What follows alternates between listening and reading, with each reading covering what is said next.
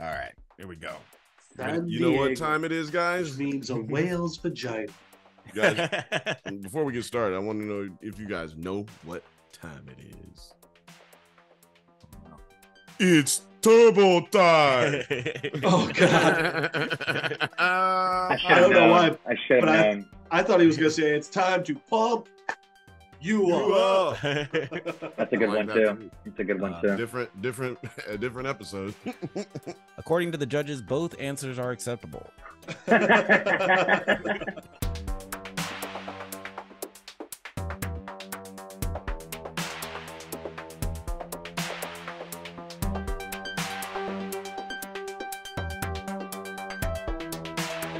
Hello, you beautiful nerds. I'm Jedi Master Grayson. And I am your favorite cousin's favorite cousin, Bill.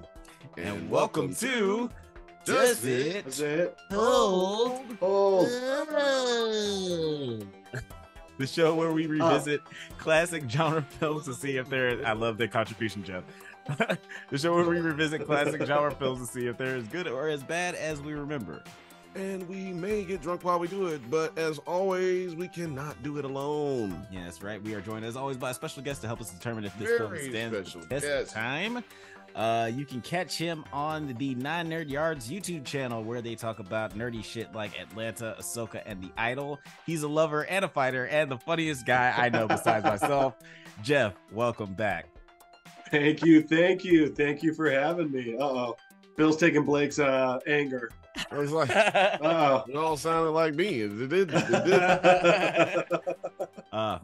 I love offending people. That's the thing I do now in these intros. Let's see who I can offend next. He's an actor, director, producer, formerly the head of video at the entertainment news publication The Wrap. My old job. And he used to throw some pretty rad parties back in college. My friend, soon to be yours, Chucky Fuco. Welcome back to the show, man.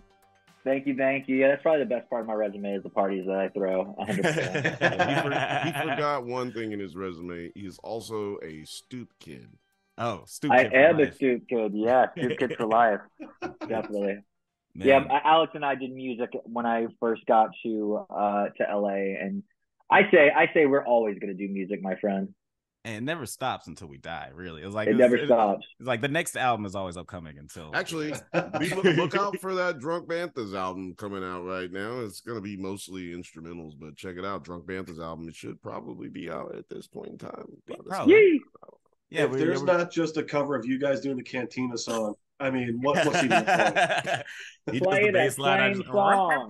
You know what? We should go to Scum and Villainy and take some photos for it. Yeah, that'd be cool. Scum and Villainy. Shout out to Scum and Villainy. Shout out to Scum and Villainy.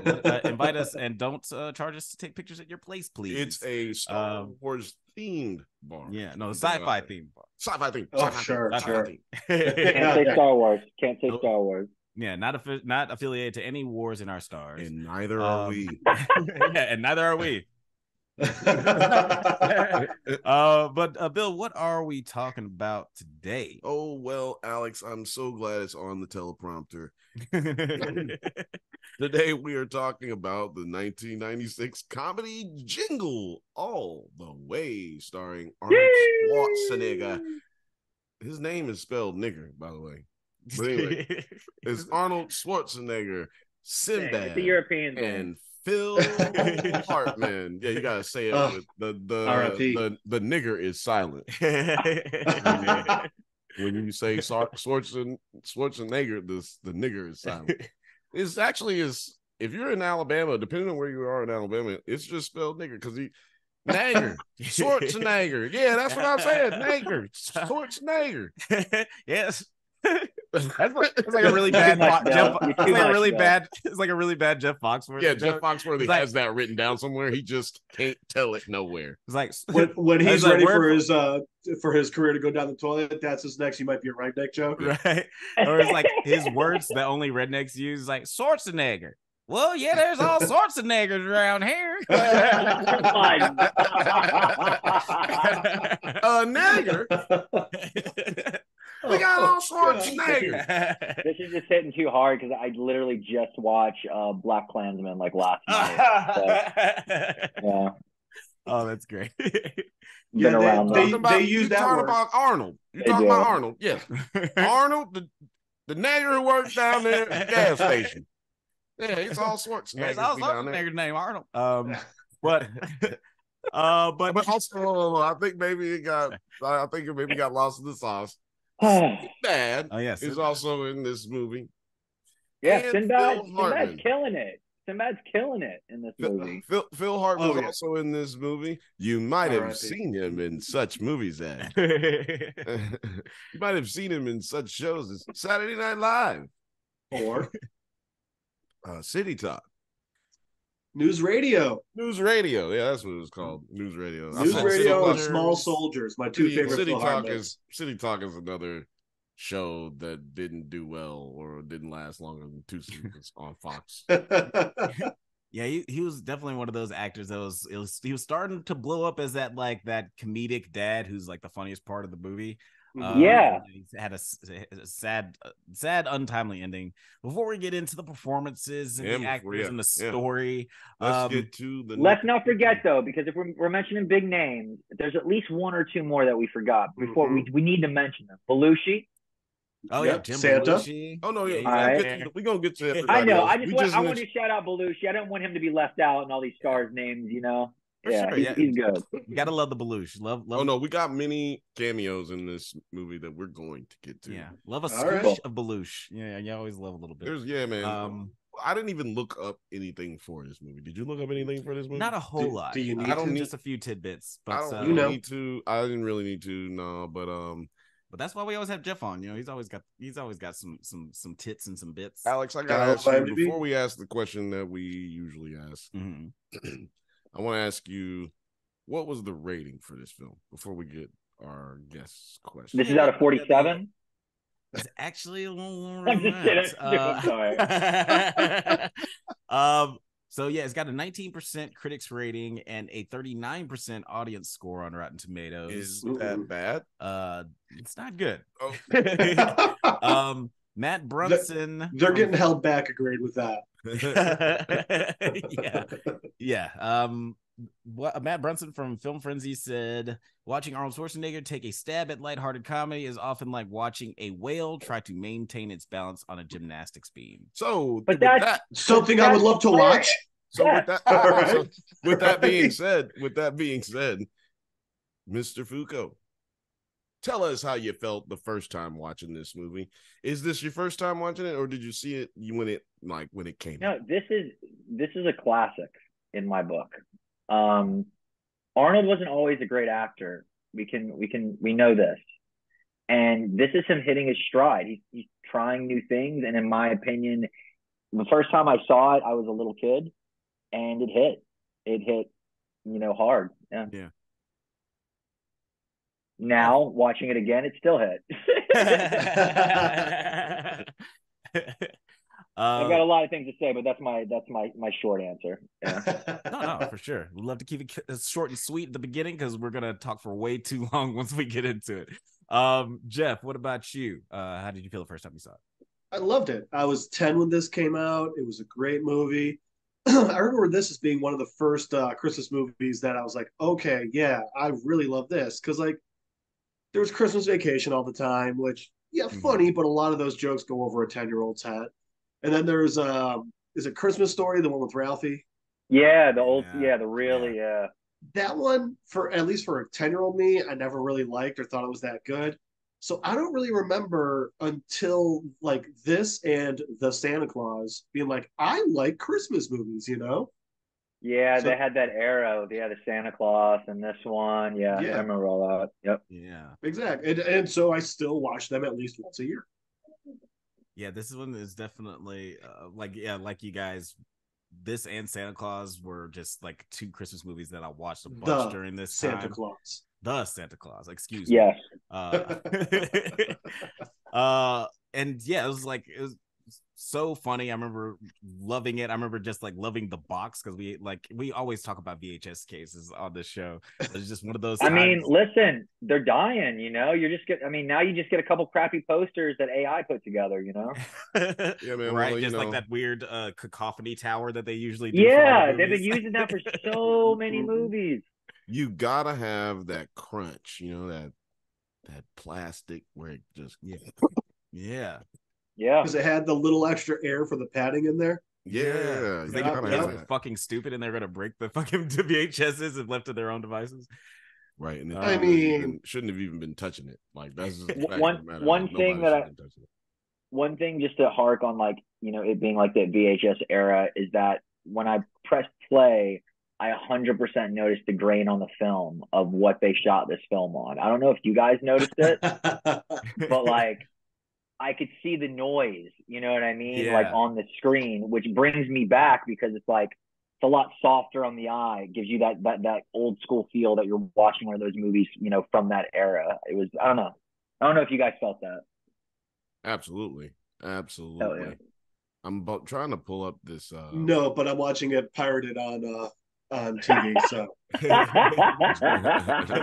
got the DVD back there. I was just too lazy to go grab it. So yeah, here we are with Jingle All the Way. Oh yeah, look at that. Here. And of course, Jingle All the Way too. And of course, yeah, the movie that proves a sequel can be better than the original. I mean, there's Judgment Day, and then there's Jingle All the Way too. Yeah, like the two best sequels ever made. Well, and Babe 2, Pig in the City. So we start our movie with that's without that, yeah. We start our movie with an intro to this character who is he's the plot device getting us through this terrible father's battle to prove to his son he still loves him and cares about him. Well, yeah, you can go back out of this. Excuse me. So I do want to test that theory on y'all. I want to see what y'all think about this. Now, clearly, they set up Arnold Schwarzenegger to be this like dad who's absent-minded, misses things that his son does. I just want to set up the way they set it. I just want to show how they set it up at the very beginning, and then I want to get y'all's thoughts on the absent-minded dad who be forgetting to get that present and wait till the last second. You can let it roll from right here. Oh yes, we've been busy, but I like that. I'm gonna make it. I hear you. Yes. So what can I do for you? 200 king size by next Friday. No problem whatsoever, but only for you, Mr. Jacobs, because you're our #1 customer. Andrew. You say that to all the customers. Yeah, that secretary wants to fuck him. Let's take a second though and admire the amount of technology that this man is playing with right now. Let's admire the laptop right there. That's an old school Apple laptop. Look at that Apple. Yeah. He had a machine that was pretty much like a big pager that he just read what his assistant put on there, like the next call that's coming in and shit. It's like I thought that was the top of the phone. No, because the phone's right here. Yeah. Right. The other thing that he's talking about was white. Yeah. Yeah, that weird little thing that popped I up. was just like, wow, they had those? Like, it just told you shit? Yeah, I didn't have it so you can see it. So we can find that little shot where they did that, because that was a great point, Chucky. They showing all. It's right after the "You're welcome." You're welcome. Here it is. Yeah, here. You're my #1 customer. You're right. Like it's Amtel. an Amtel. Yeah, you need this is 96. You need a whole other machine to tell you who's on the phone. Right. Right. He got kind of like he got CIA shit. I'm telling you, he was like getting work done. Yeah. Hey, no, this is actually the dad from True Lies. Y'all just didn't know. Holy shit. Y'all just didn't know. Andrea, hi. And Kindergarten Cop. Right. He's getting promotions. Then we just recovered. And no extra charge. Well, what do you expect? Oh my god. Don't you forget. And then look, he's got a little, customer. You're my #1 customer. Liz, hi. Check out the picture I just sent to your Instagram messenger, guys. I'll meet you there. Found it. Oh, I'll check it out in a second. And don't forget, you're my #1 customer. Oh, Liz, no. Look, I didn't mean that. Yeah, Liz? Not Jamie Gertz is mad. Now, yeah, so he's also, he's automatically shown as this bad dad, you know what I mean? Like, he set it up pretty good. But I personally don't think he was a bad dad. Yeah. Right? This dude was, Donald, check it out. What does his wife do for a living? Tries to fuck the neighbor. As far as we can see, she doesn't do anything for a living. Now, I don't have a problem with that. And I don't have a problem with her asking him to get a present. But if you're going to be mad if I forget, why didn't you get the present?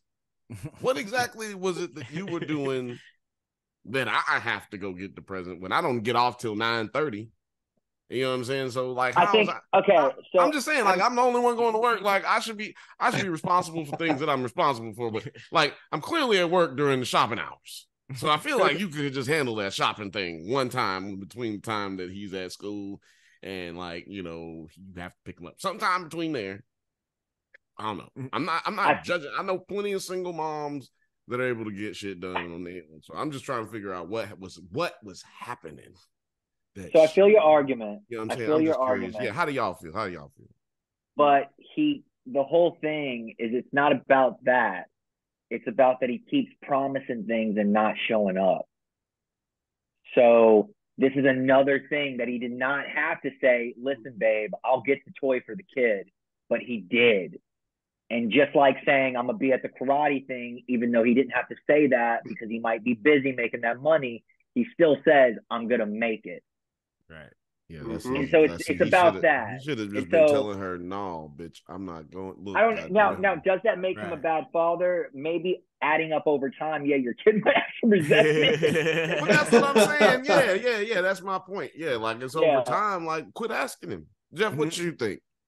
Yeah, I think it makes him a bad dad. And it's for the exact same reason. So, like, when I was younger, my dad worked nonstop in the type of job that took him all over the country and sometimes like to Europe and stuff, which is fine. I had no problem with that. I understood he was providing for the family. But he would never then like promise me he'd go to my sporting events and not show up, let alone not show up to the point where the kid is just like, is dad going to show up this time? Like, dad's not showing up again. Or like, I mean, he goes to his room and is just like laying there, just not, just like icing out his dad. And by the way, Arnold's like, no, you should talk to your father. But he's not getting mad because even Arnold's like, shit, I fucked up again. No. I like his. See, that's why I think he's not a bad father because he knows he fucked up. But But this is why I feel like he gets a pass. Look at this first scene. He answered like 27 calls. Like he wasn't like. Okay, so like at the beginning before that, they insinuate that he's going to be late because he is at a party, like a work party, because they're like, oh, he's working. And then they cut to a scene, somebody popping champagne, hey, they getting bent. They insinuate that he's just like partying, but they go to him and he's in there busting suds, man. He in there still making last second orders. This guy, it says something about box springs on his computer, so I guess he sells beds. He sold mattresses. You know what I'm saying? So look, he's selling beds, man. He's out here trying to get people to sleep. I mean, it's Christmas, man. People need their beds on Christmas, man. They need them beds, and, they ordered it so it could be there on Christmas, or whatever happened, so they can show they loved ones. Because sleep is important. You need your sleep. Sleep is an important part of your health, and you should check out the show that I'm on. It's called Sleep with Sam Howard Show. You should go check us out on sleepwithsamhoward.com and it's at Sleep with Sam Howard. But you know what I'm saying? Dude was out here working hard. I think that indicates that he's a little bit better of a father than they insinuate. So then he's a bad boss because he's not delegating the things he should be delegating to make sure this shit was already done. See, he probably came up. He probably made the place. He probably built the whole thing up from the ground. You know what I'm saying? He's definitely a workaholic, and he's probably even promises more than he can deliver at work, and that's why he's there after hours and stuff like that. That's probably also how he got his fortune because he's his name is was it Langston? What was his name? Howard something. Howard Langston. Howard Langston. So that's like Langston Hughes and Howard Hughes? Wait. The Duck? No, Damn, the billionaires, the million, super millionaires back in the day. You know what I'm saying? I can't remember the other one. Put it in the comments if you know what I'm talking about. But here you go, this little speak and spell thing. This a tell thing or whatever. He's definitely got money. He can afford one of these and a cell and a laptop and a cell phone. And he doesn't. Wait, listen. He doesn't have a cell phone. I think what it comes down to is he could have had an assistant the day he promised this go out and get that damn toy. He could have got his assistant and said, "Go get this toy before they sell out. In fact, get 5 of them and flip 4 of them so I can make some money off this, and let's run it." And that's what should happen. But he could have given her a better bonus then too, but no. Yeah. But we wouldn't have had Jingle All the Way. We wouldn't have had Jingle All the Way. Then we wouldn't have this movie. I feel like we could have had this movie without making him look like a bad dad. But well, I mean, because he still forgets. I'm just saying, he still forgets. We need to be mad at him in order to be so happy that he wins in the end, right? Yeah, the whole thing is that he has to have an arc, and of course, there's I don't think that he actually learns anything in this movie. but go ahead. He has to have. Yeah, I mean, that's one of the failings of the script. It's very much just like the Santa Claus. Actually, this movie starts off almost exactly the same as Santa Claus, you gotta have like him sort of seem like a bad dad, not show up so he can show up at the end. And I don't think that he's necessarily a bad dad. I think that because if he was a bad dad, he would have just not given a shit. In fact, in Santa Claus, it seems like Tim Allen kind of doesn't give a shit. No, he didn't. No, that's why it was like, ironic. Shut up, you fucking stupid ass kid. That's why it was ironic that he became, don't you think, Santa Claus? Like he was like, right, man, I don't give a fuck about no goddamn Christmas. I'm out here getting this money. But at the least, fuck wrong with y'all? Who y'all think turn on the lights up in this big ass house that we got? No, not Santa. Let's also remember though, this is also kind of the time of the shitty dad redeeming himself. The Santa Claus was 94. Liar Liar was 97. Home Alone was 90, and Home Alone 2 was 92. I mean, like, this was like the decade of the father redeeming himself. Little Giants. Little Giants. Little Giants. Like the little kid have his dad show up all of a sudden while he had the game. He run over to him, score a touchdown. You know what I'm saying? Whatever. But I don't like that because it's not real. Because, because bad dads should stay bad. No. I mean, bad dads don't redeem themselves overnight. They redeem themselves like over the matter of 20 to 25 years. Yeah. And they don't. With therapy and hugs. With therapy and or alcohol and hugs. You know what I'm saying? But maybe a little weed is in there, but that don't just happen overnight. But I'm gonna press play on here because I do want to get to a particular part. I do hate when people do this. Maybe he is bad. Are you the type of person that'll like kind of pull out in front of them so they can't go? Not anymore. I read a story where like someone died because someone else did that. Yeah. So I won't do that anymore. Yep. I don't know. Is for a private citizen to somehow be disappointed in the performance of my dude. Oh no, this is a great line. Hey, well, I mean, cops never change. It's spot on. No, this is a great line because he dead ass is in the wrong, so he really shouldn't be complaining about getting pulled over. Dude, don't even ask. If I'm the cop, bitch, don't ask me why I pulled you over. Phil, you would never be a cop. I'm just saying. Look, if it was a better paycheck, I'd be a cop. I'd be cool. We all need to work for UPS right now. Is what needs to happen. No shit. I know what it's hard. Their salary. Did you not? You know why I'm saying that? Nah, bro. I know what their salary is, but when you get put on that salaries and benefits, $170,000 a year. You ain't Chuck. We can every worker. Chuck, I'll do this right now. Hold on. Everybody pause. Chuck, I will go with you right now. We can go sign up for UPS. I guarantee you, we can film the whole thing. I guarantee you gonna quit within 2 to 3 days. You might quit. Okay. You might quit that the does first sound day. Like when I was about to apply like a couple of years ago, I was like, I ain't about to do this shit. This shit sounds hard as hell. All right, drunk friends, you heard it here.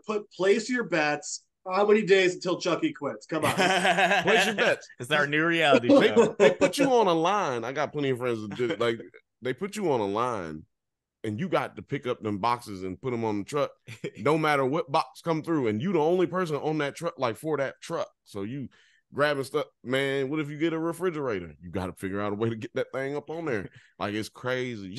Bill sounds better than Amazon. They got tools. It is better than Amazon. I would never work at Amazon. Speak ill of their work or say that No. I'm just saying. That's what we were doing. No, that's what I was doing. Yeah, that's what I'm doing right now. That's what I'm doing. Yeah. I'm saying they didn't get paid enough money. They should have got paid more. But anyway, there you go. I want to get this police officer here because, this police officer had a great line right here. I'm in kind of a hurry. I'm really late for my son's karate class. Oh, I do apologize if I've caused you some sort of a delay. How thoughtless of me. Because the last thing that I want on my conscience right now is for a private citizen to somehow be disappointed in the performance of my duty. Criticizing the officer. Oh, yes, that's exactly what you're doing. You're actually criticizing what he was doing. Man, the only appropriate response, I am so sorry. I was wrong. Right, exactly. I'm sorry that I was being an asshole. Can you please let me go because I need to get to where I'm going. Now, even if you don't think you're wrong, just say that. It's not getting better. That scene looks like it's just going to be a throwaway scene, but that is an actual introduction to one of our characters, one of our main characters, actually, reoccurring character. Yeah, he's like the second villain of the movie. He's like, I feel like I've seen him in other movies be a cop too. Oh, like, is he a villain? Yep. No, is he the villain? No, he's not the villain. No, he's like the anti-villain. Yeah, Sinbad's the villain. No, there's some version. No, okay, look, Officer this is Looney Tunes. This is all Looney Tunes. Like, this is all old timey sketch type shit. So Daffy Duck is Sinbad. I think Porky Pig is the cop. Okay. And then I don't think that Arnold is Bugs Bunny, but I'd have to go at this. No, you know what? He's probably like Foghorn Leghorn or something. No, you know what I'm saying? Like I don't know. He's some new cartoon. Wouldn't it be more like Invincible? Tweety and Sylvester? Well, no, because like Tom and Jerry. These two keep losing against each other. Yeah, they're both actively trying to. I guess they would be. I guess they would be. At the end, I'm changing it. I know what it is. Daffy is Sinbad. Mm-hmm. Arnold is Porky the Pig. And the cop, he's Elmer Fudd. Elmer Fudd. He's Elmer Fudd. Yes. Wabbit season. Yeah. Wabbit season, because he's trying to hunt them down the whole time. Yeah. And Porky Pig and Daffy Duck always would be in episodes together, but they would be like trying to get the best of each other all the time, and either one of them would end up being the winner. They'd just be like, both of y'all suck because you fat and you black. That's all, folks. And yeah, I do want to talk about Sinbad's performance. But what did you guys think of Arnold in this? Because this is like one of like maybe 4 comedies that he's done. This is at the height of his action career. Jeff, this was considered the 4th comedy he did after Twins, Kindergarten Cop, and I forget the other one is. But I thought it was great. I thought it was super fun. I thought it was silly. It is what a shitty dad does on Christmas Eve when he's trying to make up for it all. And I thought he played the role well, and I thought it was relatable. The only difference is you don't usually get them Arnold sized, you know? But yeah, they're not usually hulking. That's what actually makes it fun. Yeah. But what's great is that I don't think at any point other than at the end when he puts on the suit was it about him being big and bulky, you know? One time. And that was Phil Hartman's quote, can't bench press your way out of that. Oh, yeah, that. Yeah. Or like power lift, maybe he said. Yeah. You know, I think he said bench press. I think you're right. Yeah. Oh, the officer's dead. Yourself out of this one. Yeah. It's not there. Officer Hummel's dead, guys. I'm so sorry. What about you, Chucky? What did you think of Arnold's performance, like comedically specifically? No, comedically, I think he was exactly what it needed to be. I mean, as we said, this is a Looney Tunes, very zany, very character-driven, like, you know, pow kind of like film. And he's exactly what it needed to be. And, you know, with Sinbad being the more, you know, animated, the more, you know, I guess kind of goofy one. And Arnold was kind of goofy too, but like, he was trying to play the straight, you know, dad, but just like, you know, he's goofy in itself. But he did great. I think it was funny. And I mean, if it was anything else, it just wouldn't have been, what it needed to be, which is just zany and fun, Absolutely. I think Arnold did an amazing job in this one. Like, he really put together a performance that was heartfelt and hilarious. That was like, you shouldn't feel bad for this dude, but you end up kind of feeling bad. Yeah, he's got some of the greatest facial reactions in the movie. Like, he looks like an insane person. Let's not forget, like, this is a movie about a guy going through a crime spree through a small town so he could, satisfy his kid. Small town, it's Minneapolis. So let's recall a mini crime spree for sure. So let's recall too that this is the time. What year was it when this movie came out? 96. Okay, 96. So this is the time that you could only call toy stores to ask them, hey, do you still have stuff? You couldn't get online. You couldn't check availability. You couldn't do any of that. So he literally had to run around in his really not a nice car. They didn't really give him a nice car for this movie. No. It was like what was it? Like I don't know, like a Bronco or something that was really beat up or some shit. It looked like it, at least. Yeah, but it was a very Minnesota car. Yeah, and it ends up breaking down on him. No, it didn't. No, it did not. What happened? Right? It got towed because someone came through, stole his tires, his hood, and his engine. But didn't he have to push it to the diner? I think he ran out of gas. Yeah, he had to push it to the diner. Yeah, because when he sees the car up on the blocks, he's coming back with a. I'm pretty sure it was a Suburban and a Chevy Suburban, and we will take any donations from Chevy Suburban. We also take any sponsorships from them. We love all y'all out there who want to pay us for things. But hold on, I do want to get to a fun thing about the Suburban. The scene where he's pushing it, the thing didn't have brakes, so it accidentally just started rolling down the hill. Like a bunch of people on set had just chased after it. Wow. See, if that was The Rock pushing that and it went rolling, he would have stopped it. Yeah, he would have just grabbed it. He would just like slammed his foot on the ground and would have bounced up. He would have ran in front. He would have ran and then got in front of it and then stopped it with his elbow. Just Queen Maeve style, just with the people's elbow. Yeah, just boom, Queen Maeve.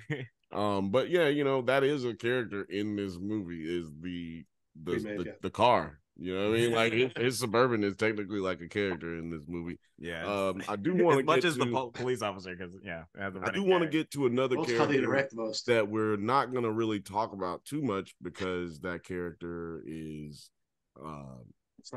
really throughout the whole movie. That character is Turbo Man. You're going to say the son. I'm really sorry. It's like, yeah, Jamie's kind of in this movie. Up to you. Like how? More like letting me do something special, just for you. Like if there's something really important you've been wanting for Christmas. Don't worry. I got it covered. I wrote Santa. But Santa ain't shit. Busy this time of year. Has to ask moms and dads to help out a little bit. No one likes Tim Allen. Come on. It's not that. Sometimes he messes up. Tell me. Yeah. What do you want? Oh. I want the Turbo Man action figure with the arms and legs that move, and the boomerang suitor, and the rock and roller jetpack, and the realistic voice activator that says 5 different phrases, including "It's Turbo Time." Accessories sold separately better. This kid was so hopeful before Star Wars. Hey man, oh man, don't be bringing up. We can't talk. We don't have enough time. We don't have enough time. Got so depressed for him. We don't. I know. I mean, yeah. I know some actors who know that dude. Like, yeah, he famously went on to play Anakin in the episode 1 of Star Wars. After this, and he's leave him alone. I was gonna leave him alone this whole episode because I think he's been talked about enough on the internet. I don't even think Phantom 1 was his fault. I think he was given a bad rap. I think he was great in it. You do great work, sir. You should do whatever you want to do with your life. But yeah, he was a good dude. So man. Jingle All the Way. Right. I told you we don't have enough time to be talking about that. But Alex. Well, let me ask y'all. What did you think about Turbo Man? Did you think that? I mean, do you remember that age of toys ruling the world? I mean, they kind of still do. That's why some of these shows y'all don't like them on TV. I was gonna say they trying to sell toys all the time. But yeah, what did y'all think about this golden era of selling toys? It brought me back because we don't see those times anymore. I mean, granted, Toys R Us is coming back. I don't know if you guys heard that, but Toys R Us is coming back. Yeah, they're coming Toys R Us down the street for me, outside of Spirit Halloween, 2 months out of the year, still empty. Still empty, but it's not going to be every Toys R Us. You know what I mean? They're only going to come back in certain areas because they had to scale back. But going back to that era in time was really cool. I mean, there was a Ninja Turtle marching in the parade at the end of the movie, and they really tried to include every toy that they could in that little parade or whatever, just to kind of show you what was popping off at that time. Because I was one of those kids that did have every Ninja Turtle action figure. I had the van that shot the pizzas, I was, trying to kick my sister jumping off the coffee table, dressed in gear and stuff, that was the time, those were the days. You remember the pizza shooter sound? What was it? The pizza shooter, when you would turn it on, it would just yeah. It was almost sounded like a vacuum. Oh yeah, the one for it almost sounded like a vacuum. Ninja Turtles. Remember that? Yeah, that thing was the best. My mom hated me because whenever she was in the bathroom, it would shoot the pizzas and go underneath the door. Yeah, that's fucking brilliant. I hated that personally too, because they would all just go underneath the door, and then you got, hold on, we'll go get them. I'll go get them. Definitely lost a few of those in the AC vent. Shout out to whoever lives on Calico Circle. What was it? 1100 Calico Circle. Whoever lives there right now, sorry. Yeah. You got a bunch of plastic pizzas. Definitely go in there, get them out, because it's probably messing something up. Yeah, every time they turn on the heat, it smells like burnt plastic. It was the return. It smells like pizza, dude. Obviously, it was the return. So, but it's probably not doing anything good. Like, right. So check that out. Whoever was there. But what do you guys think of Sim? Well, actually, before we get into Sinbad too heavy, I did want to play one real quick clip of of Sinbad. Actually, before I play that, Chucky, I'll let you go first. What did you think of Sinbad's performance in this? I mean, it seemed like, as with most stand-up, most people that I know that do stand-up comedy and then start acting and stuff like that, it felt like that. You know what I mean? A lot of his lines seemed like they could be jokes that, he could say on stage. And I'm not mad at it. You know what I mean? It's funny. It fits. I do hate that they gave him the bad rap as the character, in the sense that he was drinking a little bit and he was a little bit of the worst father because he was really being mean to the kid and stuff like that at the end. But as the acting, yes, it was fine. I was fine with it. Right. What about you, Jeff? How'd you feel about Sinbad? I thought he was great in this role. I thought the way the role was written, I thought he acted it really, really well.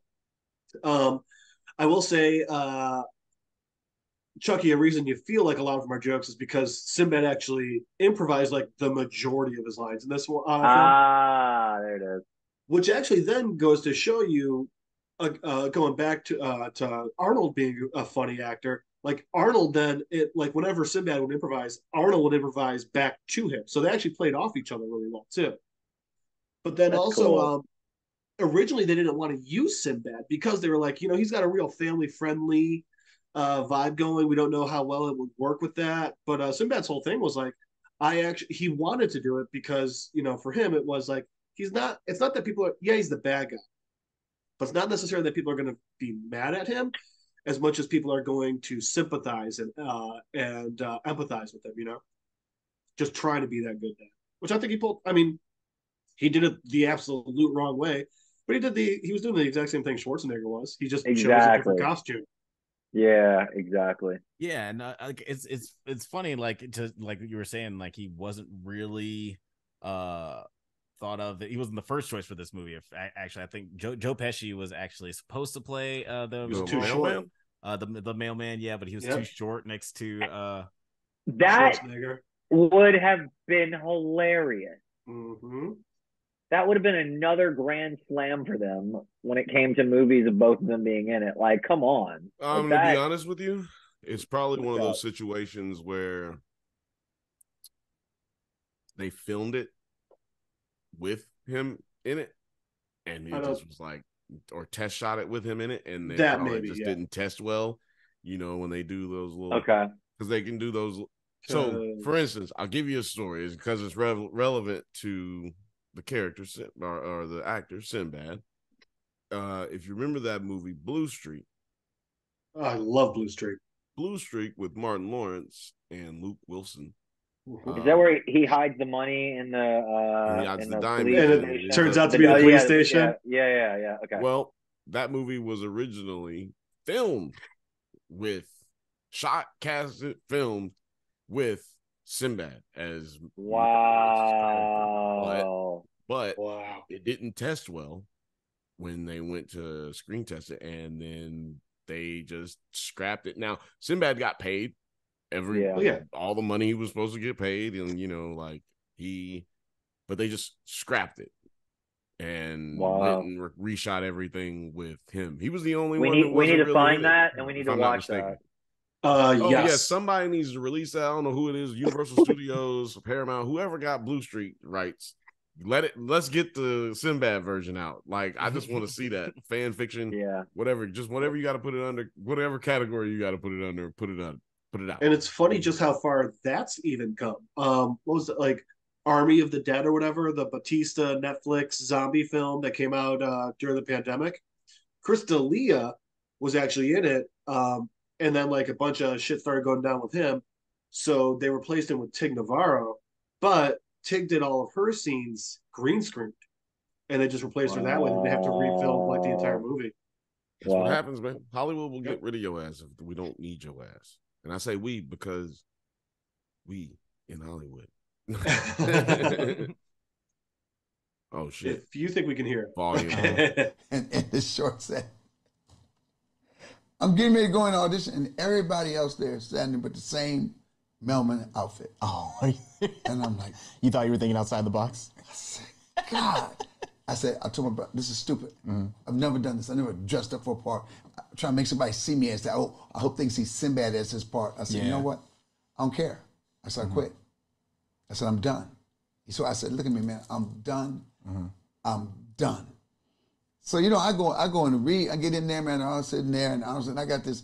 And Arnold says, it's going to be cold in Minnesota. So I got the short set on. I said, well, man, this is the only set they had. Yeah. And I got the script in my hand, and they asked me about. Oh, man. So for those who don't know, Arnold Schwarzenegger is a hilarious motherfucker. Every fucking story I've heard about his personal conversations, especially back in the day, like, dude is wild.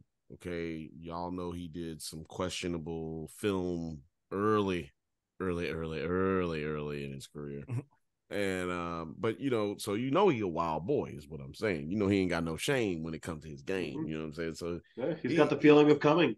He's known as having some good timing and being hilarious. I just had to say that though, because that was a good line. Like, it's gonna be cold in Minnesota. I thought you were pausing it to talk about Sinbad's just spot on Arnold impersonation. Bosnia and what everything was, because they weren't going to let me audition. Well, he's going to go Bosnia. I said, well, then don't audition me. Yeah. I'm not going to call these guys up and tell the troops I can't come because I got a movie audition. Okay, I'm in the room. I'm kind of agitated. So Myron, my character, it kind of fit him. I was there in that mode. I get ready.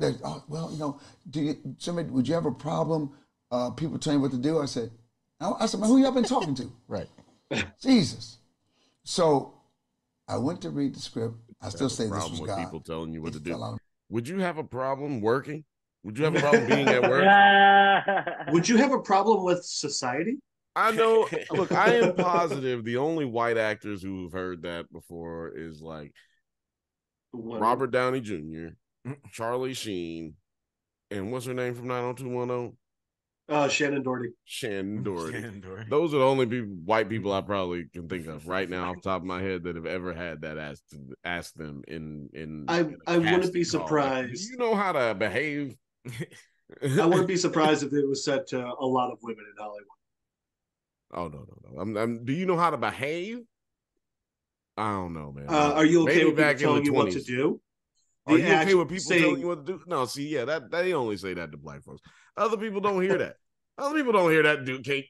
Like, I don't know. Look. Put it in the comments. I know there's actors watching right now. There's actors who watch this. Look, all 66 people who watch this show, definitely fucking 30% of those are actors. So I don't think they said it to her, but an actress who I feel like that mindset really screwed her career over was the original Aunt Viv. Oh, Aunt Viv, look. That's why I said they don't think that. They don't ask that question because they just gonna get rid of women. Women don't matter in Hollywood. Don't you know that? That's how Hollywood works. No, that's a good point. Look, if y'all don't know I'm being facetious, then suck a dick, okay? On my hand, and the papers went everywhere. I lost it. I jumped up on the table and started going off on Arnold. He freaked, and I went off. I'm doing the lines, and I'm freaking. This is all in the audition? This is all in audition. Oh, wow. So I'm just becoming Myron, but I'm jumping at Arnold. Arnold's gonna be like a wild man with scribblers everywhere.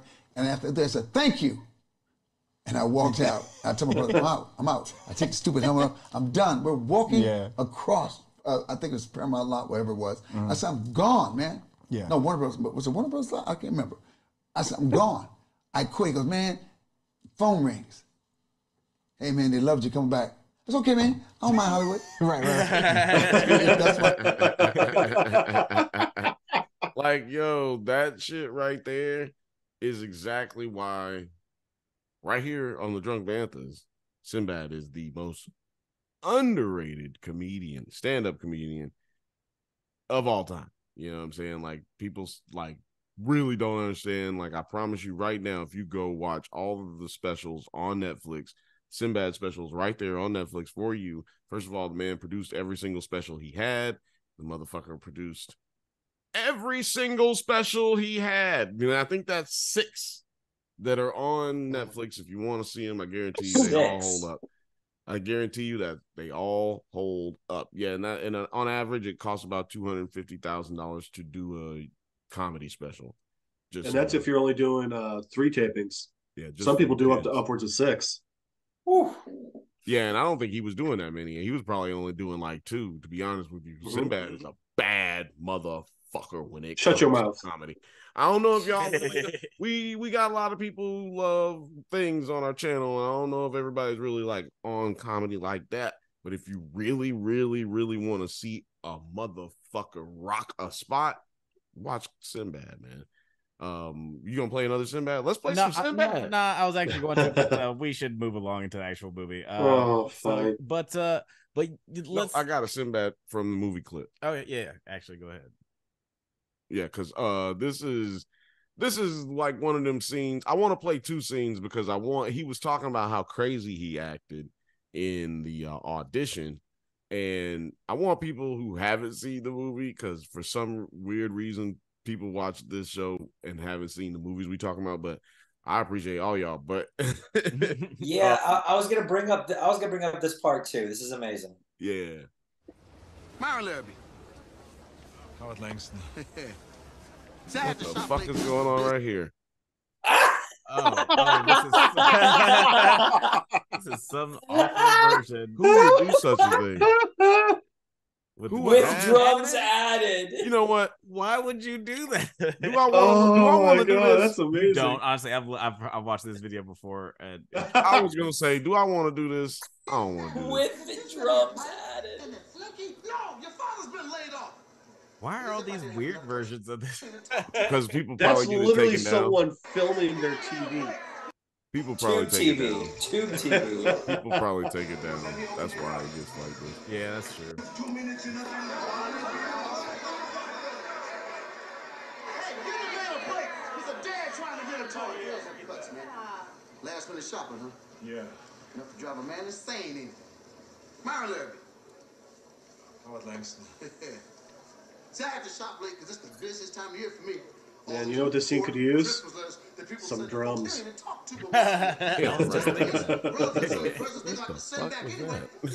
toiletry kits does a man need?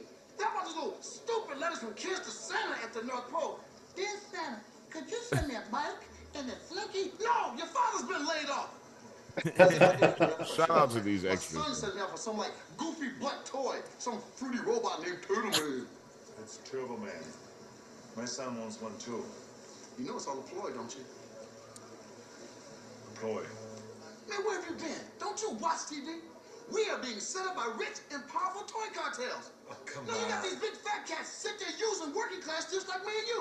They spend billions of dollars on TV advertisement, and then they sit there and use subliminal messages to suck your children's minds out. And I know what I'm talking about because I went to junior college for a semester and I studied psychology, so I'm right in there. I know what's going on. And then they sit there and make a kid feel like garbage if you the father who's working 24/7 delivering mail so you make Speaking of Arnold's facial expressions. that's not what everybody at the post office but me. The extras are getting And paid. then when you get the toy, Like they are earning their pay right it's now. little cheap plastic. You know what I like to do? I like to walk up in the office, grab one of those and just Like, he just choked the lady. Like, Everyone's just like, But she should be wearing fur. but no, she's the weirdest. She's the weirdest reaction because she doesn't even scream or anything. She just is like, don't worry about it. It's okay. She's just like, you know It what? happens all the time. She's like, I am angry. I am angry as well. You should choke me. You've made all valid points. Just choke me right quick.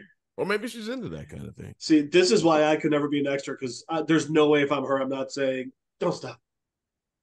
Like, it's just too much fun to make that joke. Look, I just want to point out, like y'all was saying earlier, like Sinbad was tall enough to play the role. Let me tell you something. That motherfucker, He was taller. Huge. Yeah, He's huge. he's taller than Arnold. Yeah, He's huge. Well, Hollywood huge. Well, I think you know I'm what's Hollywood. funny? I'm Hollywood tall, not Hollywood huge.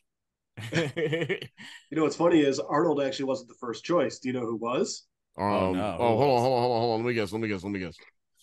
I'm gonna either go with Sly Stone or Harrison Ford. No. Chucky, do you want to guess? I think I remember. my guess was going to be Sylvester Stallone. So yeah, Tim Allen.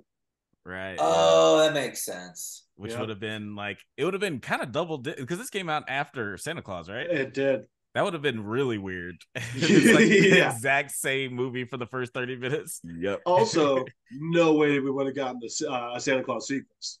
Yeah, that's true. Well, it would have been two Santa Claus movies bitting against each other. Which one of them is gonna get a sequel? And you would imagine that it wouldn't have been the same. Like there would have been some scenes that would have been different. Like I imagine that this scene would have been slightly different if Tim Allen was the lead. Here's your boy. Thieves, degenerates, lowlifes, thugs, criminals. The North Pole, them are fighting words, partner. Put them up. Put him up. Relax, buddy. I'm not about to hit a Santa Claus. Come on, what are you, chicken?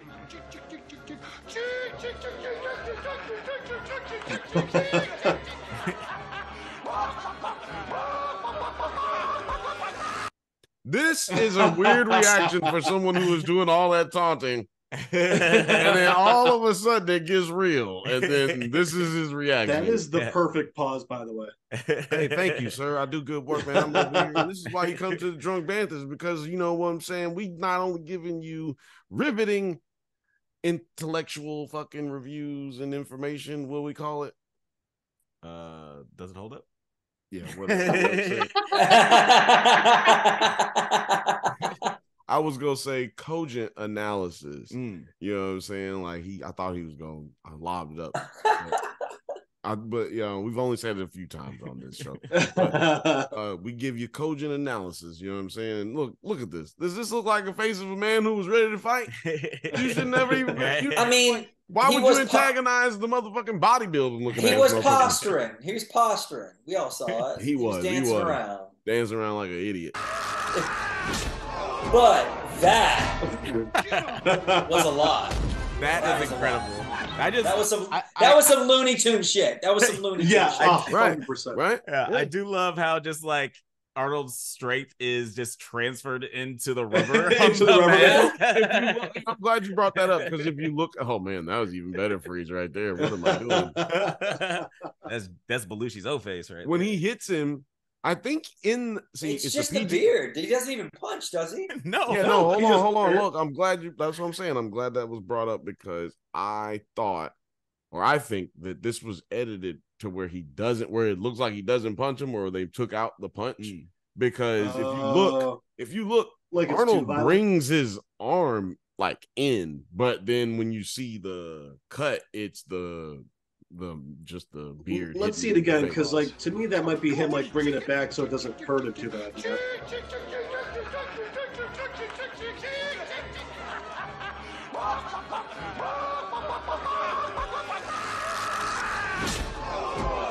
His hand kind of started going. His hand started going and farting forward. Like if you're gonna let it go, just let it go. His hand kind of started moving a little forward. Okay, if you're actually trying to hurt a Santa, yes. If you're trying to not hurt your friend Jim Belushi. Well, I'm just saying, like, I don't think he actually punched him in the face. I'm just saying for the camera effect, I think he was doing this because he started to do this, but then that changes your rating because they've already said like hell and damn a couple of times. They've already got a very heavy sexual thing going on in this movie, like heavy for a PG movie. So I think they had to probably take that out so you don't end up with a PG-13 rating because there's a lot of things. What's ridiculous is that they really do a good job of hiding all of those sexual jokes between the single guy that's in the neighborhood with all the other moms that are maybe single or maybe I'm gonna play through this one. I'm gonna play through this one because I want to get to some of them Phil Hartman moments. Yes. Well, we've also got another very Looney Tunes moment coming up after Nunchuck's in. See, like he hits him with a candy cane. You know, he doesn't start whooping these dudes' asses or anything. He's just hitting people with candy cane. Kind of feels like Batman and Robin. Here's our next cameo. The Giant. I swear to God, I thought this scene was going to be a rip. I was getting real Raiders vibes. Yeah. With the Giant Nazi walks up, If I'm not mistaken, this is the Giant's first movie. Well, we have another first acting debut. Oh God. We have another really good cameo coming up.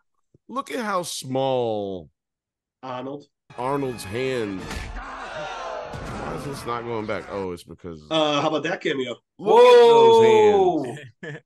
God damn, that's a big old man. I just wanted to point that out. Yeah. It's like a hip in the socket.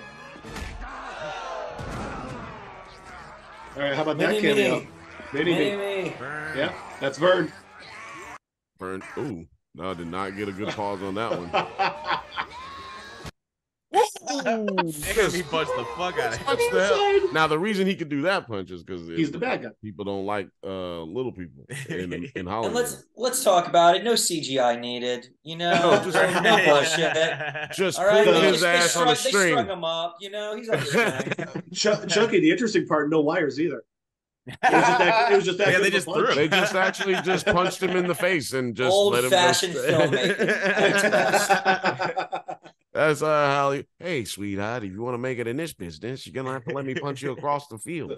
There's a comic book called Johnny the Homicidal Maniac where sometimes the author will put some little director's notes in there, and there's one where Johnny shoots a guy in the head. And he goes, "For this scene, we took a cast of the actor's head and filled it with some fake blood and pig guts, and then to really get a good sense of the surprise, we shot the actor in the fucking face."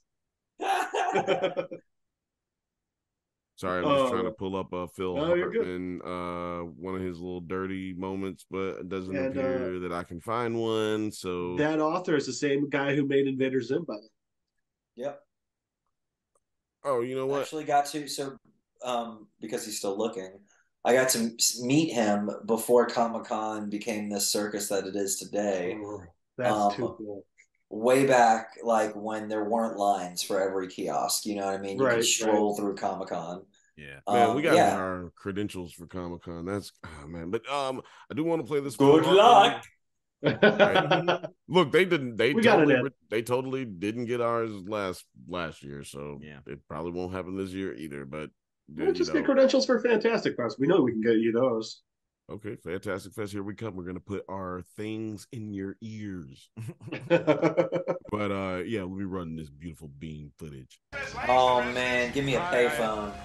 Right. Howard, hey buddy, how's it going out there? Everything okay? Yeah, fine. Hey buddy. Liz, could you get Oh, Howard, excuse me, but your wife's cookies are out of this world. you can eat my cookies? I'm just helping Liz out a little in the kitchen. She's making up a storm here.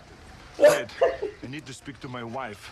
So could you get her on the phone, please? I think she's in the shower, Howard. Do you want me to go check? No! His face when he said that. You want me to go check? He's like, I'll do that right now. Lickety split. I don't think I've seen Phil Hartman in anything that he was less than awesome. Oh no! Yeah. How could you? He's one of the most awesome people in Hollywood.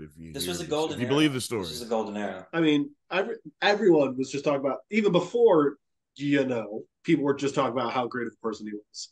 Yeah. Always, yeah. Rest in peace, Phil Hartman. Tragic story. Rest in peace. You want to know what happened to Phil Hartman? Go watch Joe Rogan's podcast. He talks about it. But yeah, from News Radio. On this show, what did y'all think about the mom? How'd y'all feel about? Wait, before we get to the mom, real quick, I just want to talk about that scene really quickly. I mean, I yawned. We have before we get to the pause game on point.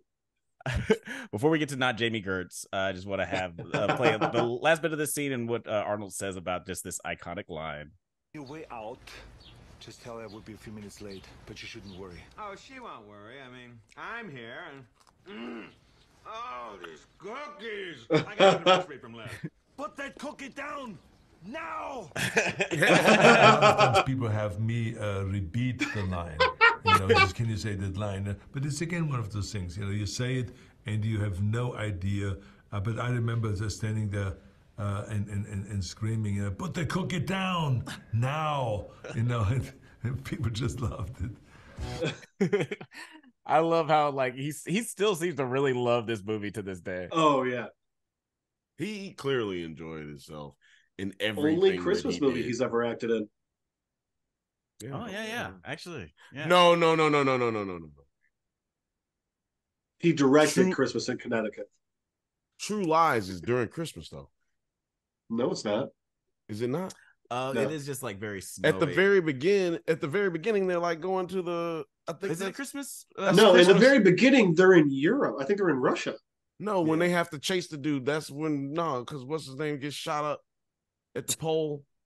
They're like going through the. Oh, you mean when they're going through downtown DC? Yeah, I don't think it was Christmas. Yeah, he got on the horse. Yeah. I can't. I can't remember. We know what though. True Lies, I think, is on the list. But, dude, that is one of the best movies ever made. Yeah, it's pretty good. Well, you know what, you guys. We'll be the judges of that. Yeah, we'll be the judges of that.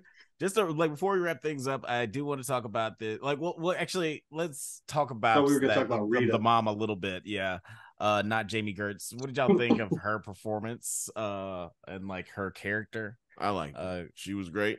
She interacted with none of the other women in this movie, if I'm not mistaken, but she was also trying not to get caught up into that weird thing that Phil Hartman's character was doing. He was out here using the right tools, the bleacher moment, everything that you need. The bleacher moment where three women, one woman baked some cookies, right? The other woman was like, "Come fix the light on my porch." But there's something wrong with my porch light. But she held Arnold Schwarzenegger down though the whole time. She was because what's his name tried to get he tried to get some Mo cookies in the car. What a smack with the eggnog! What a smack with the eggnog! And I love it because he gonna smell like rum and milk for the rest of the day. No. It was non-alcoholic. It was non-alcoholic. Oh yeah. So just sour milk. I'm gonna tell you what. I'm gonna tell you something right now for those out there in the world who don't know. If you hand me a thermos of milk, outside in the cold in Milwaukee and it ain't no alcohol in it, I'm gonna hit you in the face with the eggnog too. You're not hand me no eggnog with the goddamn no alcohol in it. I'm popping you in the head with it. Bill's theory is it has nothing to do with the attempted adultery and everything to do with the lack of brandy. Two things can be true. Yeah, like you gonna play this Turbo Man? Yeah. Well, you just to finish up. We can talk while you know what I'm saying. We can play it while y'all. Well, while we were talking about Rita, I didn't want to bring up another thing. But yeah, I do like the fact that she didn't really fall for Phil Hartman's like like sexual advances. Like she never really seemed like she was ever fall underneath his spell. And it was a really realistic portrayal of like trying to do that. Like, how do you tell your neighbor that's blatantly hitting on you to stop without making it awkward? Because you have to live next to this fucking guy. Anyway, punch him in the throat. Yeah. But then the second he crossed the line, knock to the face. No, fuck that. Yeah, fuck yeah, exactly. And it was a good smack. I can live next to you. I can hit you. Look, I don't know if anybody's capable of being hit in the throat and then living next to somebody else. But I can definitely, I'm fine with hitting you in the throat if you live next to me and then just talking to you tomorrow like nothing happened. Like, I'm fine with that. I can live next to you the next 25, 30 years. I think that neighbor might have a different take on it, buddy. Like I said, I don't know. Look, I don't know if I don't know if anybody else is built for that. I know it's nice. I see you too. And it's kind of a lot of restraint. I'll just like invite them over for barbecues and all kind of shit. You know they're gonna be there. They don't want to. And it's kind of a lot of restraint for a movie like this, especially when the third act has Arnold Schwarzenegger dressing up like fucking Iron Man, Iron Flash. Iron Flash, because apparently the costume was inspired by Flash, but it looks very much Iron Man. They really went for it with the jetpack. Like, oh yeah, I just the boomerang. Like, do you guys think we had the technology to have jetpacks at this point?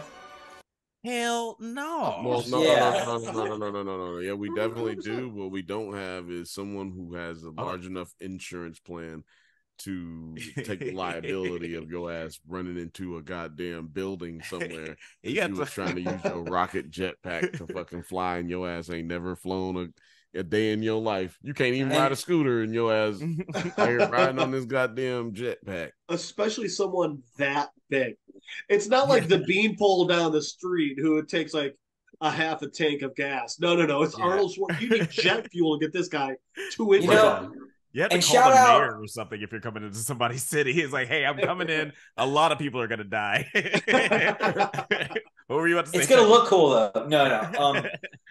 It reminded me because like both of these guys literally just like Sinbad kicked the guy's ass to get his suit, and then Arnold kind of walked into a room where apparently the stage manager was waiting. And shout out to that stage manager. That guy killed his part when he was like going through all the stuff. Yeah, he's really good. Like, yeah, that's exactly how it is sometimes, for real. Yeah, but it's we're living in a world where the outfits of both of these guys fit both of our guys perfectly. Right. Right, yeah, exactly. And it only takes like 30 seconds to put on. Yes.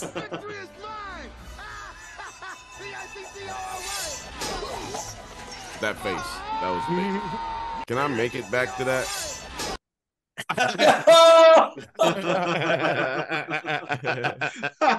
That's fucking amazing.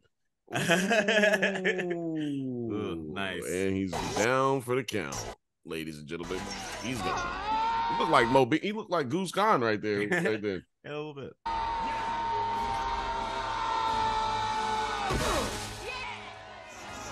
Tell you what, that didn't age well. How does that look so much worse than the Hans? What in the hell? Like 8 years before this. Hey, that's actually him though. Yeah, it's him. I don't know what the need for a green screen is. It's just a green screen, yeah. Yeah, I don't know what the purpose is. Like, if I was Sinbad, like, throw me down there. It's nothing but some pillows. That kid loved it. Yeah, that kid is great. Look, that girl, not a good extra. I just see, first of all, You get put on blast. See that kid, good extra. This girl, she just saw something amazing happen. Take her. Well, he's not an extra. I mean, he's actually. Sorry, yeah, that was not. I don't vibe with that. That took way too long for her. Chucky, see what I'm talking. Yeah. She on Xanax. That's a cute. Okay. It looks like she's, like rooting for a sports team that just scored, but she didn't realize they scored. Now she's just cheering with everyone. Right. Everyone else is cheering, so I will cheer. I will start cheering now. Yay for clapping! Everybody in this scene is a better extra than this lady. And also, shout out to that lady. You know what I'm saying? If you ever want to come on, does it hold up? Let us know. I'm sure you want to defend yourself. Come on. I know she's watching this because I know she looked it up every year. She's looking it up right around this time of the year. December. Ooh, remember I was in Jingle All the Way? Oh, I didn't tell you I was in Jingle All the Way? Wait till the end. Wait till the end. Yeah, I'm in the end, so we're going to have to watch the whole thing. And then I got one. I finally got one. By the way, also shout out to Booger just randomly playing a pink tiger. Man, I don't know if we have that. He was Booger from Revenge of the Nerds. He's in the pink costume. Yeah, he's the sidekick. That's right. Oh, that's right. He is Booster. He's the pink saber-toothed tiger. Yeah. Finally, you arrived. just chimneying it up after he's about to go hang out with a bunch of children. Yeah. Jeff, do you have a favorite scene? Arnold Schwarzenegger punching a reindeer in the face. It's pretty good. Like he went for it too. He went for it. I wish we could have found that. Just so what the fuck? It was perfect. It's Christmas chaos. Because he was done with it. He's like, you picked the wrong day, reindeer. And then, but then he had a beer. But then he had a couple beers with him. Yeah, because he's a man. That's what a man does. Yeah. He doesn't just beat up a shit ton of Santas. He also beats up Santa's rag. That's true. I really like the scene. Wait, are we pulling it up? We're pulling a punch. Oh yeah, you can keep talking though. I'm just pulling up the scene. Oh, I want to see the punch. Yeah, he thinks about it. I'm a piece of shit. Why the fuck would I do some shit like this? God damn. I ain't shit. You know what? I'm gonna take this nigga shit back in there. Oh! Nice doggy. Oh wait, yeah, because he gets chased. He said nice doggy. This motherfucker Austrian as hell. He said nice doggy. I mean, it's on him. Hey, shout out to Arnold Schwarzenegger doing his own stunts. My thing is he gets caught doing all this and nobody really treat him with any of the gravity that it deserves. Well, like, but I mean, I just caught you in here trying to steal my kids' fucking. Wait, didn't you say you just didn't want to steal it? Why did you pick it back up? Right. Well, he did try and come on to his wife, so it's all fair that he set their house on fire. No, I'm gonna be honest with you. Oh, this is great. This is great. This is great. I'd have jumped out the window instead of doing all this. I'm not trying to save his house from burning down. How bizarre. So good. So good. Yeah, we don't need any more than that. Oh wait. He didn't punch. So, he didn't punch the. He didn't punch. No, it's towards the end. Yeah. It's because it's after they notice it too. What are you doing? I don't want to see. Shit, he doesn't punch him in this clip. Oh.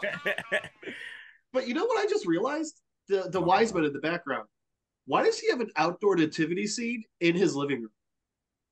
He's that. He just loves Christmas that much. You know, he loves it. You don't love Christmas, Jeff? No, not that much. Just get out of here. My favorite scene. I'll wait for you to pull out. I mean, no, I'm just playing. I feel so bad for whatever intern had to go fix ahead that. with your favorite scene. I'm just letting this play while you. For some odd reason, when they're sitting in the diner, and it pans over to where Sinbad's character should be, but it's the little kid, like dressed up as the mailman, and he's got, shady, and he's got the like liquor thing, and he's like, this is for you, Dad, or whatever. Every time that hits me hard. I'm just like, damn, they really just went there. Like, what the fuck? This is probably my favorite scene. The fake real bomb scene? Yeah. This man is the bomb that when it blows up, it just leaves a black mark on your face and hurts your hands a little bit. And your hands. It was an old bomb. Everybody. You too, Barnaby Jones.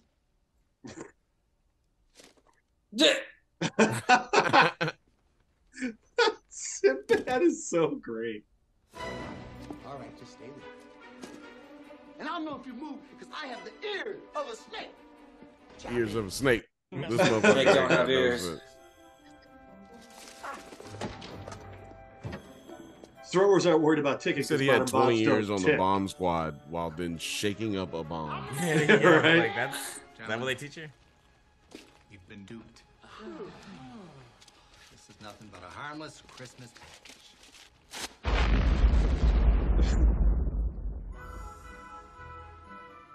Got me for that bomb?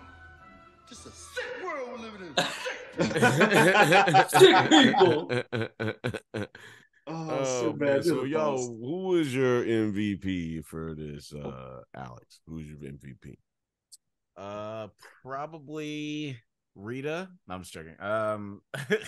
Rita from Power Rangers, nigga? No. I'm joking. Go ahead. Probably Sinbad. I mean, it's kind of like I was trying to think of like a more hot takey choice, but he's clearly like, he's just fat kid who was so funny. Is that your that's your MVP, the little fat friend? No, Billy. But yeah, he's just so funny, and like a lot of the lines that he has are like improv, and he's got like a nice rapport with Arnold. They seem like they had like a lot of fun on set. So, yeah, I'm going to sit back. They should have did more movies together. That would have been great. That's my MVP too. There's no need for me to talk anymore about it because that's my MVP too. I've always felt that way. But Chuck, go ahead with your MVP. I mean, I'm gonna give it to Arnold. Because Arnold out here with this being his only Christmas movie, or his movie that is mainly about Christmas. Well, this whole movie is about Christmas. I feel like he really this is something that I'll watch over and over and over again. Like come Christmas time, you have your movies that you go to. We were talking about it in the beginning. Some people like to watch depressing movies on Christmas. I like to watch Jingle All the Way because it is a perfect little present that I get to just, it's going to be good. It's going to be great. I'll have a little warm feeling in the end. And there's a jetpack. I mean, come on. Yeah, there's Iron Man before Iron Man. I'm with it. Yeah. Jeff, who's your MVP of this one? It's Sinbad. I mean, it's just Sinbad. He was hilarious. He was fun. He played his role perfectly. Yeah, know your role out there, people. Yeah. Know your role and shut your mouth. Shut your damn mouth. Yeah. Well, it's about that time that we do ask the titular question. Whoa, testicular question. What's the question? I joke every time. Only in December. Only in the month of December. I'll be telling that. But the question is, does it hold? That's right. At the end of every episode, we vote on whether this film stands the test of time. Am I? And Chucky, sorry, that's a Sinbad joke for those who don't know. Yeah. You'll know it. You'll get it after you watch those specials I told you to watch. Or like watch the spoof on In Living Color. But Chucky, what's the answer to the question? I say that it does hold up because I feel like it hits that like piece of comedy that can always connect to multiple generations. I mean, everyone's going to know what it feels like to want something during Christmas or to have a kid that wants something during Christmas, and you go searching for it and you can't find it and antics ensue, and then it's good. It's all good at the end. So I say this definitely stands up because honestly, I mean, it's just one of those Christmas movies that like I said, you know what you're getting, and you're not going to be depressed by the end of it. Yeah, not going to be depressed. And also, most Christmas movies are bad. So you don't want to really be sitting through that shit. Man, Hallmark Channel's not going to be sponsoring this one. I mean, all the Christmas movies that are not on the Hallmark Channel. There it is. Suck. If you want to go ahead and give us a little bit of money, if you want to give us some money. But the next testicular question is: Does it hold? Jeffrey. I'm waiting for Bill to finish. All right. I agree with Chucky. This 100% holds up. It's fun. It's not a downer. And this one's like really generational in the sense that, first off, like, you could be a kid when it came out and love it, or you could be a kid now and love it. And also, it does what a lot of this was mostly a kids movie when it came out. It did what a lot of kids movies didn't do until like Shrek and stuff, where they also made it funny for the adults. You know, I mean, all around, yeah, exactly. All around, I think this movie now should it have won any awards? Fuck no. But for what it is, it was a good movie, and it still holds up. Word. Well, that's 2 votes for yay. 2 votes for yay. Well, we both have the same answer, unfortunately, because it doesn't leave a lot of, not a lot of suspense to the question. But it is suspenseful because we do have an answer. Yeah. And we take this shit very seriously. What I will say about this movie is, Wait, before the answer, there has to be the question. Does it hold?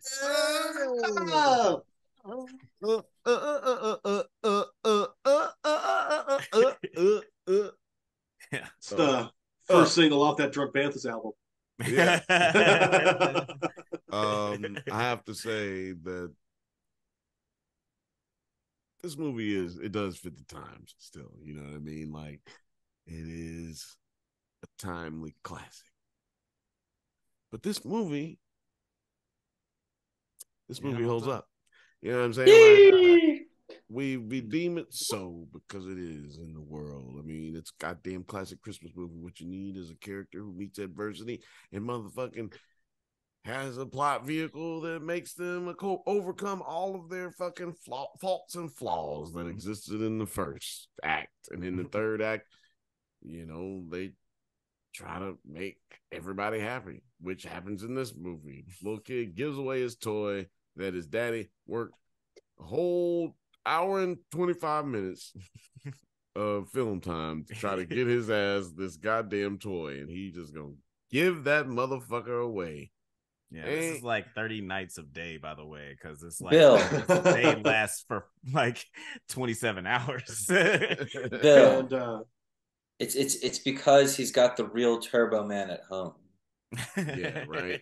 He gonna be mad in a couple of weeks when he find out. Yeah, actually, I want to get the suit back. Excuse me, sir. We need that suit back.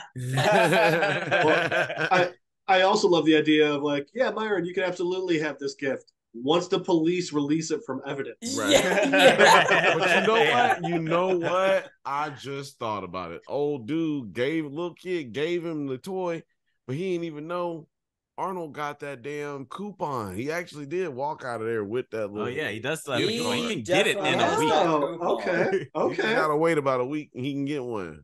But it might be for the first week he do this time.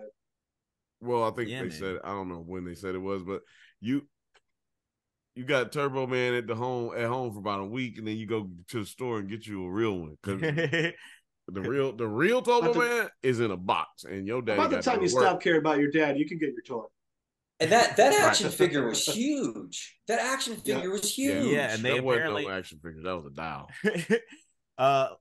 Apparently they actually made the Turbo Man doll like in real life, but they only made like 100,000 of them. Like the toys that they were parodying, they didn't have enough. God damn it, Jeff! Like, you better not pull out a fucking. That's amazing. Doll right. No, I do not have one. They made them. So the big dope-looking ones that Alex was talking about, they also made much later after the movie because Arnold signed on so late to do the movie they didn't have like the right they didn't know who or what Turbo Man was finally going to look like. Right. So for the movie, they just got like the little teeny tiny, like the Star Wars sized ones of it. And then Funko Pop evidently tried making something. I think it was the next Christmas that it wasn't like these the Turbo Man dolls didn't come out the Christmas it came out. I think they came out like the next Christmas or some shit. Which is fine because this is a timeless movie. And like you said, I do remember seeing them in the toy store in Toy Biz or KB Toys. Yeah, KB Toys. KB Toys. I remember seeing it in there, and then like not getting it, but I was like, you know, oh man, Turbo Man, whack, that nigga ain't got no motherfucking weapons or some shit. But then if I'd have known they only made a couple hundred of them bitches, like basically I would have gone ahead and got that thing. Right? It's like, who knows, it's gonna actually be worth some money down the road. But I just looked up Funko's version. This toy does not look good at all. It looks, the one that Funko made looks like the one that he bought from Belushi Santa. Right. You know what? I'm gonna look that up while I ask you, wonderful people, because we're gonna wrap it up in just a little bit. Jeff, where can the people find you? Where can they stalk you, sir? Oh, that's such a good question. You can always try and Skype me at DonCheadlesdriveway at littledickie2.com. It's because of the hackers.